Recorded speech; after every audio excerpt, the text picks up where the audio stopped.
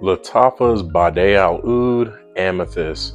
This is one that I have wanted to get my hands on for a long time, and I am so glad to finally have it in hand so that I can give you all my first impressions of the fragrance. But really quick, before we get into the first impressions, if you enjoy my content, if you enjoy this type of video, go ahead and leave a like, subscribe to the channel so that you can stay up to date on everything that I post from here going forward. Now, Amethyst is going to come in your standard Lattafa Bade'e Al Oud box. This is what it's going to look like. It's just a regular cardboard box with a clear front where you can see the fragrance, and then it does open up in that kind of coffette style.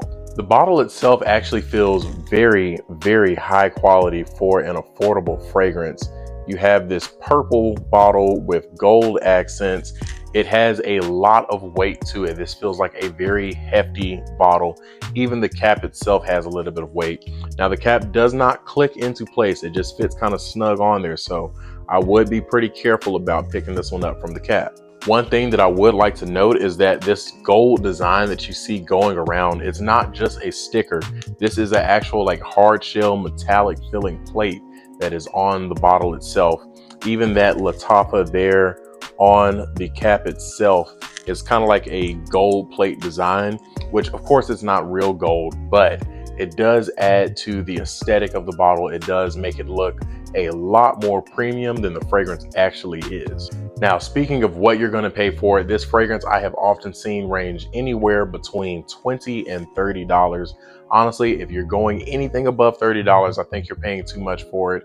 At the end of the day, it is a Lattafa. But before I say whether or not it's worth that price, let me get my nose on it.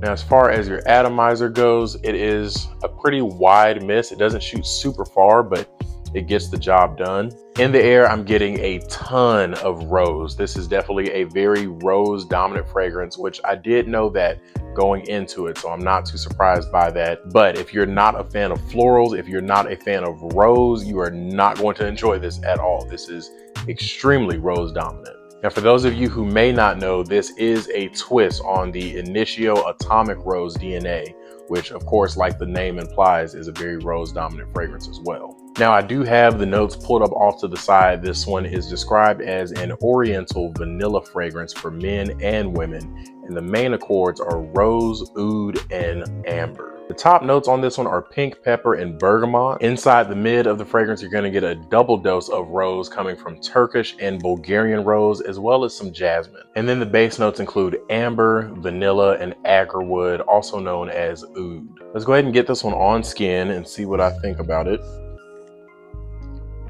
Now that I've sprayed it on my skin a couple times, I am getting a lot more of the oud from this fragrance. Now, I will say that it is a very cheap oud. It is a very synthetic oud. This is not like any kind of a oud that you're going to find in a high-end niche fragrance. At the end of the day, this is a $20 to $30 fragrance. But I do think that whatever synthetic form of oud is used in this fragrance is very pleasant to my nose. It's very reminiscent to my nose of Oud for Glory, also from the Bade'e Al Oud line. So if you are a fan of that fragrance, then you probably will enjoy the oud that is in this fragrance. In the air, the rose was way more predominant, but off of my skin, this is feeling more like a oud fragrance with rose behind it than a rose fragrance with oud behind it. Now, thankfully, those two notes are not really competing with each other. They are really playing kind of harmoniously in the air right now. But when I do get my nose close to it, when I really dig in, I am getting that oud more than anything else. Now, I have to be honest, I'm not getting the pink pepper. I'm not getting the bergamot. I'm not getting that jasmine. I'm really getting the oud. I'm getting the rose. And then behind that, I am getting a slight sweetness that I believe is coming from that amber and from the vanilla. I think the main accords on this one really broke it down perfectly.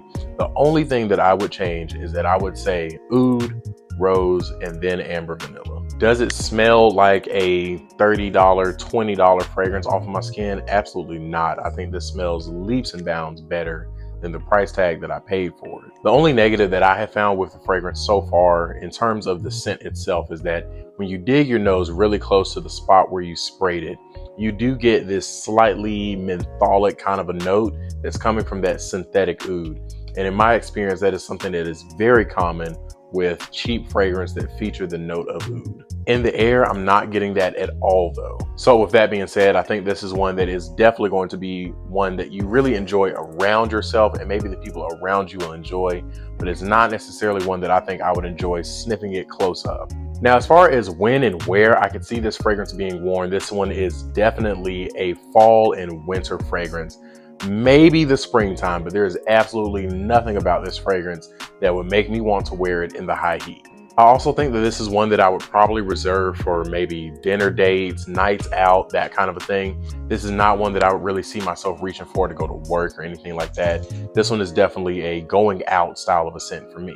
I also could see this one kind of dressed up. There's something about rose fragrances on men that in my opinion just goes really well with a suit with a more dressed up outfit. This is definitely one that I am envisioning wearing on a night out. I got an outfit that I've been waiting all week to pull out, that kind of occasion. In terms of who I could see wearing this one, I do think that this is a somewhat unisex smelling fragrance that's leaning slightly on the masculine side. The reason I say that is because it is extremely floral dominant. You have that rose really there punching you in the face. Absolutely, this is a rose scent. You also have that amber and that vanilla that's still adding yet another layer of softness to the fragrance. But then you do have that oud, which is definitely a very predominant factor in the note breakdown of this fragrance. And in my opinion, I do think that the woodiness that's coming from that oud makes it lean just slightly over towards the masculine side.